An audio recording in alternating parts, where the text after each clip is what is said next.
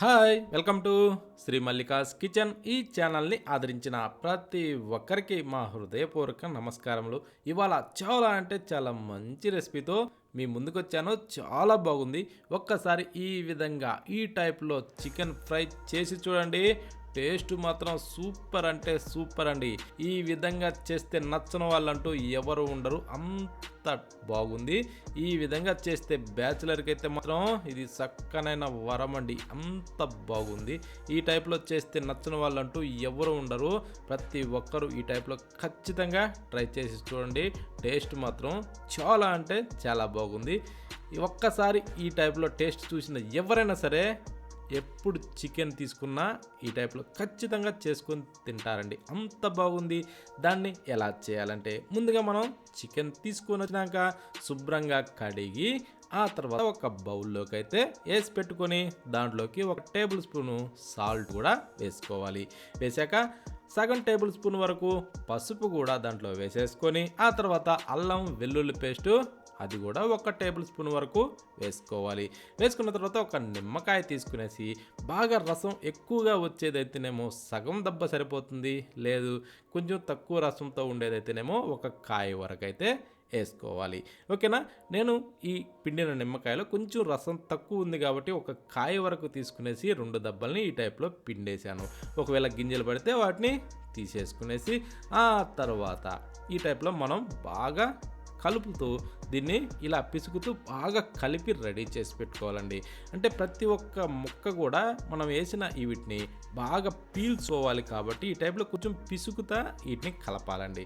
కలిపిన తర్వాత దీన్ని మూత పెట్టుకునేసి దాదాపు మనం ఒక అరగంటకైతే తగ్గకుండా ఊరబెట్టుకోవాలి. అప్పుడేమవుద్దంటే ప్రతి ఒక్క ముక్క కూడా ఈ పసుపు సాల్ట్ వీటిని బాగా పీల్చుకునేసి రుచి చాలా బాగుంటుంది. అందుకోసం ఇప్పుడు దాన్ని పక్కన పెట్టి అది బాగా మ్యారినేట్ అయ్యేలోపు మనం ఒక మిక్సీ జారీలోకి 1 టేబుల్ స్పూన్ ధనియాలు, మరొక టేబుల్ స్పూన్ వచ్చేసి జీలకర్ర, ఆ తర్వాత 1 టేబుల్ స్పూన్ వరకు మిరియాలు కూడా వేసుకునేసి 1 ఇంచ్ చెక్క తీసుకుందామండి. అది కూడా వేసినాక ఒక 4-5 లవంగ పుల్లలు అలా వేసుకునేసి ఒక 3 యాలకు బుడ్డలు దాంట్లో వేసేసుకోవాలి. వేసిన తర్వాత ఒక 2 టేబుల్ స్పూన్లు అయితే కారం వేసుకుందామండి. అంటే ఈ చికెన్లోకి 2 టేబుల్ స్పూన్లు స్పైసీ సరిపోతుంది. ఒకవేళ ఇంకొంచెం తక్కువ అనుకున్న వాళ్ళు 1 టేబుల్ స్పూన్తోనే ఆపేసేయండి.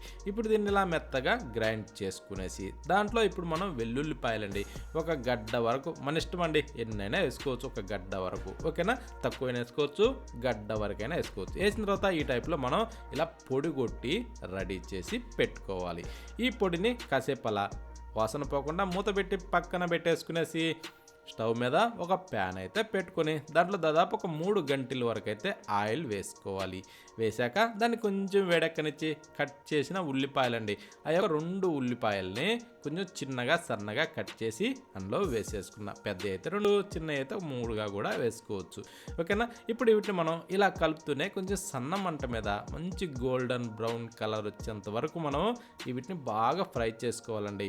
ఈ ఉల్లిపాయల్ని మంట హైలో పెట్టి వేయించకుండా కొంచెం మంట మీడియం లేదా లోలో అడ్జస్ట్ చేస్తూ ఈ టైప్లో బాగా ఇలా వేగనిచ్చి ఇప్పుడు మనం ఊరబెట్టిన ఈ చికెన్ అయితే దీంట్లో వేసేసుకుందాం.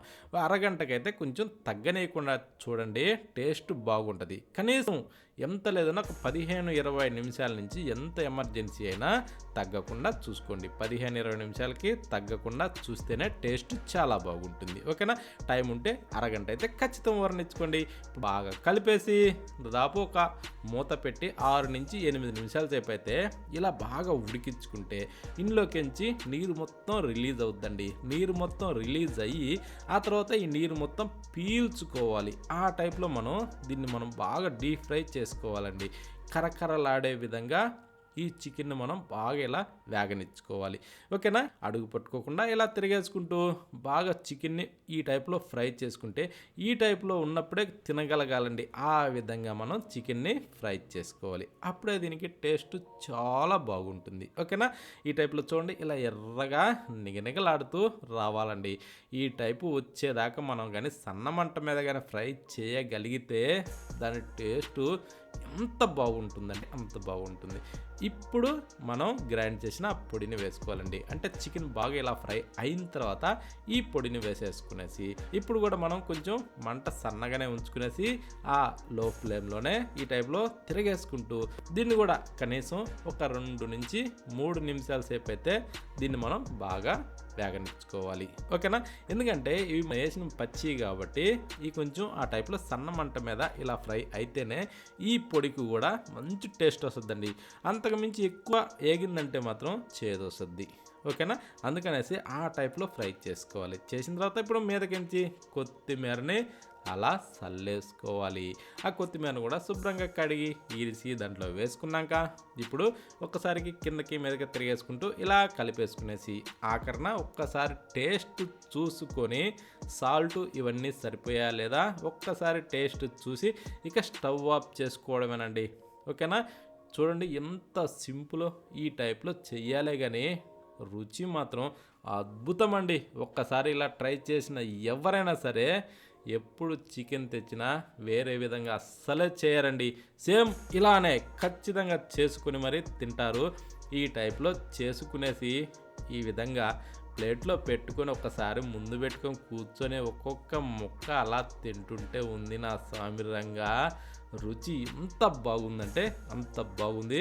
ముఖ్యంగా బ్యాచలర్ అయితే మాత్రం ఖచ్చితంగా ఈ టైప్లో మరిచిపోకుండా చేసుకోండి. టేస్ట్ మాత్రం సూపర్ అండి.